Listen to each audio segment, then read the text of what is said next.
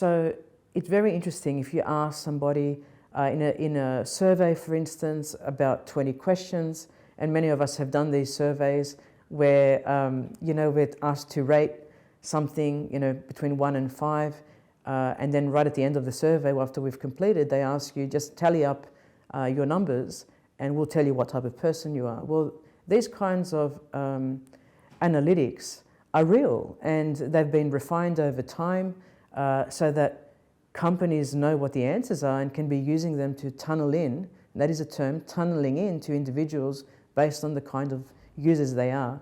I want you to think about the Myers-Briggs scale, for instance, and it's something like that with personality traits and behaviors, and being able to use something like that in the reverse. For example, if I know what type of person you are based on some kind of algorithm, then I know the behaviors that you're going to actually be happy with or respond to.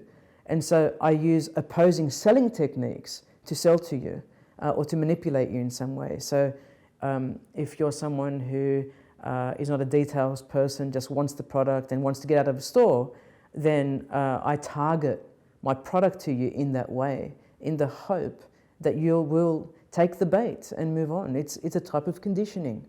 It's knowing you better than you know yourself and using that information to actually manipulate your moves. And when we look back to Pavlov's dog theory, he looked at conditioned responses. And in his experiment, he looked at why dogs emit saliva when they see food. And he realized over time that if he changed his experiment slightly and didn't show them the food, he put them behind sort of a gate, and he put a metronome on, that they would respond to the metronome knowing that the food was coming. So the saliva would begin before the food would arrive just by hearing the metronome. And he used other objects, for example bells, and linked up the conditioning with the food. And so really people, what are they being conditioned to in these apps? A response. It's about you. Someone loves you. Someone wants to know more about you. Someone wants to do something with you. You're interesting. You're really valuable. You're confident. These messages are being portrayed through social media, for instance, and we are responding like the dogs and the saliva. Because what we do is we stop what we're doing and we respond by clicking on the app when we hear a ping.